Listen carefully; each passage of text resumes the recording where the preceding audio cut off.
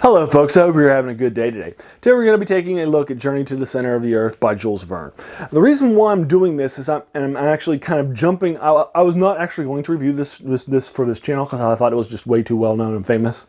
But I actually am going to review it for you because I was actually at the mountain for my Iceland trip. It was on this peninsula that I went to for one of my day trips. I was there on Tuesday of my weekend. I figured that since I was there at the mountain, I might as well do the review. I'm aiming to do some Jules Verne stuff for you, but some of his lesser well-known stuff, not 80 Days or 20,000 Leagues, but instead, or Journey, but instead things like Journey to the Moon, from the Earth to the Moon rather, and its follow-up are both in this collection. Things like that I was going to be doing, that I was going to kind of give you that might be lesser known works of his now. Outside of the big three that I think most people would know, particularly 20,000 Leagues Under the Sea and Journey to the Center of the Earth, which I think are probably just absolute classics that most people have read. So I'm not going to spend too much time with Journey to the Center of the Earth because you've probably read it. You're probably familiar with the basic points of it. But we'll go ahead and get started. It's written in the 1860s. It's right in the middle of the Civil War, the American Civil War, obviously. Jules Verne is not American. He's not writing in the States. He's not even British. He's French. So he's writing this story over there. It's basically set as these people journey to this mountain that's over in a kind of this volcanic mountain that's over in the one of the peninsulas. It's right near the capital of Iceland, and I cannot pronounce this to save my life. It's Snail. It's Snaellennes.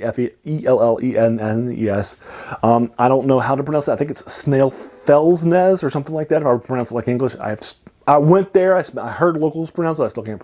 I'll spell it for you, but I still don't know how to pronounce it. So I apologize. But I'll go ahead and spell it for you later on, so you can get it showing up on this screen. But again, I went there. It was a lot of fun, and it was nice to see the mountain. Now the mountain looks a little different than it did then. Than I'm sure that it did to then. It was a little more snow-capped, a little more remote. Than it was today. Today Iceland's like a hugely popular place with tourists that's been picked up a whole lot over the last 10, 15 years. 10 years ago, there were like 500,000 tourists going to Iceland a year. Now there's like almost 2.5 million a year. So it's almost increased 5 times in the last 10 years. So it's definitely, so Iceland's definitely in a different place now. It's taken off more. And plus, as global warming has continued since the story was written about 150 years ago, the state of the mountain will also be, and the peninsula will be different too. So it's important to point that out, but it's still fun. I'm glad I went and took a look at it. So basically what's going to happen in this book is you're going to have this exploration that's going to set out over to the peninsula, and then they're going to head on into this great mountain, and they're going to head down into a journey. Now, it's important to point out that in this journey what's going to end up happening, just to keep you a quick story short, is you're going to have this journey of these folks heading down to the mountain.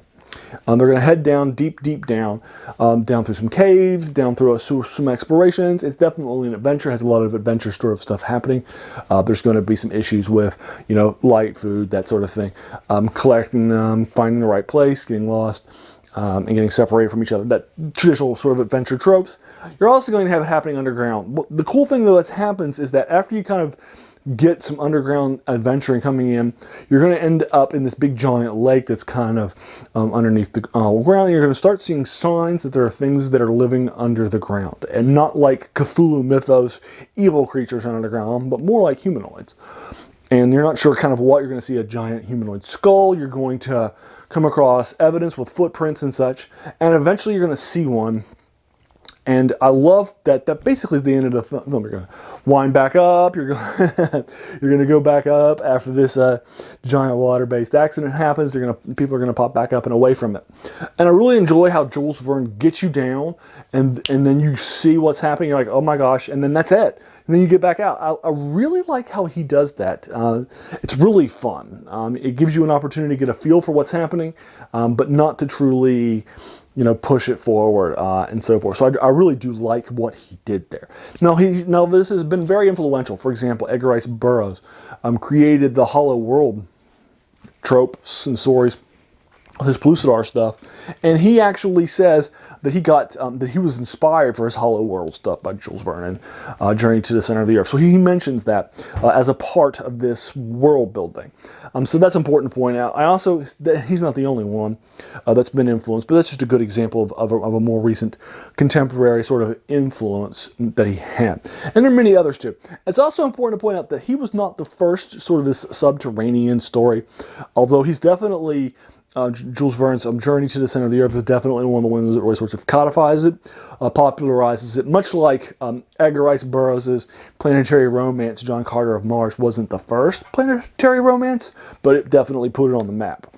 Similarly, the detective story by Conan Arthur Doyle was not, had already existed. It already had stories written by people like Poe and so forth, but he really put it on the map with his Holmesian stuff. So, similarly to Verne, this was not, again, the first sort of subterranean adventure in like caves and going down a volcano, but it's definitely one of the first. And Jules Verne writes really good adventure stuff. I read a critic's review of Jules Verne as sort of the Michael Crichton of his time, and I really do kind of like that view. He really kind of resembles kind of Michael Crichton. Michael Crichton is not a bad writer. I've read a lot of his stuff, but he's also kind of, I mean, are you going to be reading Michael Crichton in 100 years? He'll come across this scientific idea. He'll do some research into that one specific idea. He'll build it up, like Jurassic Park's a great example, in a novel form, and then he'll be done with it, and he'll kind of leave it. So I appreciate that he has that idea. It does have that science fiction-ish element to it, but it's really more like just science light sort of stuff rather than like science deep. He has that. It's kind of a science fiction light edge to it. Again, Jurassic Park is definitely a science fiction work, as are things like the Andromeda Strain. And I'd say the Andromeda Strain is actually probably one of his more hard science fiction stuff. But he has some other ones out there too. And so again, there's this idea, I think, that the Jules Verne is the Michael Crichton of his day, and I kind of would agree with that. I think that's really an eye-opening review that I got from somebody else when I was checking out some Jules Verne reviews when I was doing some research for this story. Well, anyway, that's Journey to the Center of the Earth. It's definitely online if you want to read it. I'll link you to it in the comments below in case you haven't, or if you want to go back and revisit it. It's definitely a longer book. It's not going to be one of the faster reads that you may sometimes get in this era if you've not read Journey to the Center of the Earth. In this copy, there are 44 chapters. 200, almost 300 pages long in the Signet Classic version. You'll probably be able to find some super cheap because it's going to be something that's been heavily printed and so forth. But there you are. I'll go ahead and leave you to it. The fun adventure of Jules Verne's Journey to the Center of the Earth. Normally, the first time I do a writer for you that I've not done before, I will spend some time with that person's character, biography, and so forth. But if you don't know who Jules Verne is, I'm not going to help you out with 3 minutes of videos. I'll go ahead and stop taking up too much of your time and just leave it there. So let me know what you thought about it. Have you read it? Do you agree or disagree with my thoughts or my video? Happy to talk with you about it more. If there's some more detailed stuff you want to talk about, from the footprints to the adventure to whatever, I'm happy to kind of talk with you more and engage you with that more. If you liked this video, please feel encouraged to hit that subscribe button because there's going to be a lot more classics to follow. I like to unpack a lot of reviews for you that look at a lot of older science fiction, fantasy, and horror works, and this is definitely a science fiction work.